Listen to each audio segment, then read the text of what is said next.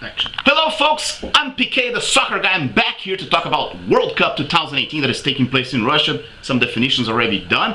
The Group A and Group B are done and over with. 8 teams are already qualifying this World Cup. 8 teams are going back home or way back home. We started the day with Saudi Arabia playing Egypt, 2 teams that were already out of the Cup.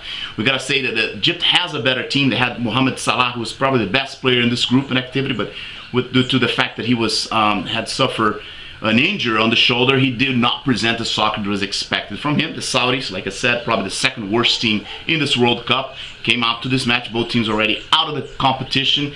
It was a good match. I would say the Saudis show a lot more heart. They were a lot more into the game. Egyptian team kind of seemed lack of interest. They're probably disappointed with the fact that they're already eliminated. The first goal was scored by Mohamed Salah. This great player. You know, he's got a lot of skills, and he scored the first goal for the Egyptians that did not deserve.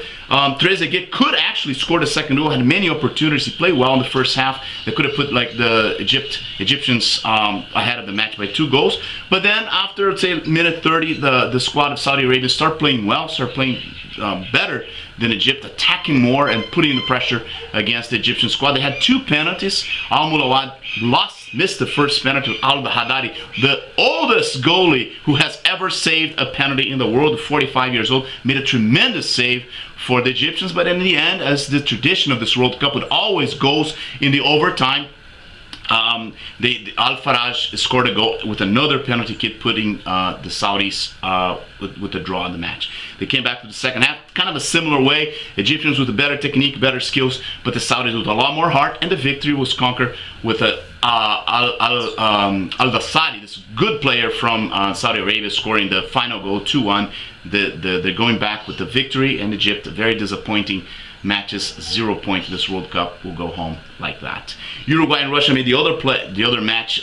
2 teams already qualified. The Russians decided not to use some of the best players, like Mario Fernandes, the Brazilian player, did not play. Fyodor Smolov also did not play, did not start. Both players sat on the bench, start sitting on the bench, and the Uruguayan team just punished that. They scored the first goal with Soares in minute 10, and they kept putting pressure. Then Sharon Chef scored a goal against his own team, putting 2-0 lead for the Uruguayans. Then Simonikov got a red card, and then pretty much the match was settled. You know, Uruguay, just moved the ball around. They knew they had a big advantage. They tried to put Fernandes and Smolov on the field in the second half, but that was not enough.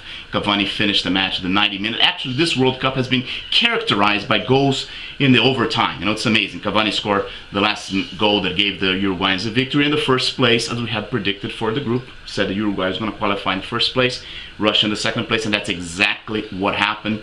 But I don't think Uruguay has been tested yet in this World Cup, and Russia, they showed that they had problems in this final third round, showing that they had flaws in the team. Then Group B, Portugal played Iran. Both teams were alive. It was a phenomenal match. I predicted that Portugal was going to have a lot of problems with Iran and Morocco, and that's exactly what happened. They scored the first goal with Quaresma at minute 45. It was a good thing they have replaced Quaresma by Gonçalo, actually put Quaresma in the place of Gonçalo, who had not played well the first 2 matches. In the second half, they came back for the game. I would say Iran showing that they had the upper hand. They're playing better than Portugal. There's a penalty kick for Cristiano Ronaldo, who actually did not play well. It was a Cristiano Ronaldo of the last 2 World Cups. It didn't show anything this match. Missed a penalty shot. And then Iran started playing better, much better than Portugal in the game. Deserved it. They had 1 penalty that was not called. The referee didn't want to see the VAR.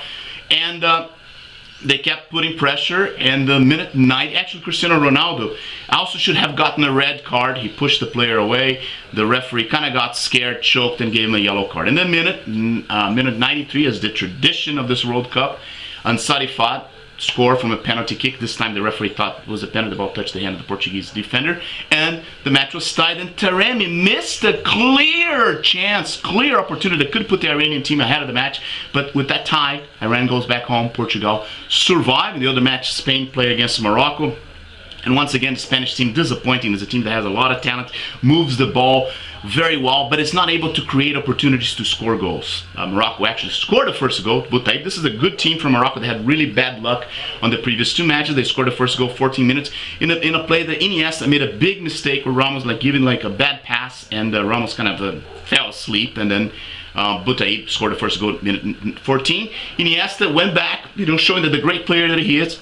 Gave the ball to Isco in a fantastic play, and Isco tied the match for the first half. They came back to the second half, the same attitude of Spain moving, controlling the ball, but not being able to create opportunities for Skol. And Asadi scored a goal for Moroccan 81 minutes, and it seemed like Spain was going to lose the match. They almost did not qualify, but at the minute 91, once again in the overtime, Aspas made a phenomenal goal. A beautiful goal, and the match was tied 2-2, showing that this was a very, very even group. Portugal and Spain qualify and advance to the second round. Now Portugal will play Uruguay, and Spain will play against Russia. Today we had matches. Peru will play against Australia. Both Peru's out of the cup. You know, they had really bad luck against France and against Denmark. They're out. For the Australians, waiting for a miracle to happen. It's going to be an interesting duel between Cuevas and Moy, and anything can happen in this match. In the other match, France will play Denmark, and France has nothing to lose. They already won 2 matches. They're already first of the group. So I kind of predict a tie for this match, because then we'll put France as first, Denmark in the second. Denmark can actually win if they win. If they beat France, they'll be number 1 in the group. They'll get the first place, but I think that's not going to happen. I think I'm predicting a tie, kind of a friendly match today in this match between Denmark and France. Then Croatia will play Iceland. For the Croatians, nothing matters for the match. You know, it's a friendly match. They already qualify, and even if they lose, they're going to be number 1 of the group. They're going to be the first place in the group. For the Icelanders, they still have a chance if they beat Croatia, which is not likely to happen. Like I said, it's a semi-professional team. If they can get a draw, I think they will go home very satisfied with their performance in this World Cup. Then Nigeria and Argentina. That's a match that can catch on fire. Anything can happen. Nigeria has a better team, better skills, stronger players, but Argentina has the tradition, has the jersey of Argentina, and that, you know, and considering that if Messi plays what people expect him to play, Argentina has a chance. Otherwise, Nigeria will probably win and move on to the second round. So those are my predictions for today and my comments about Group A and Group B, and I'll see you next time.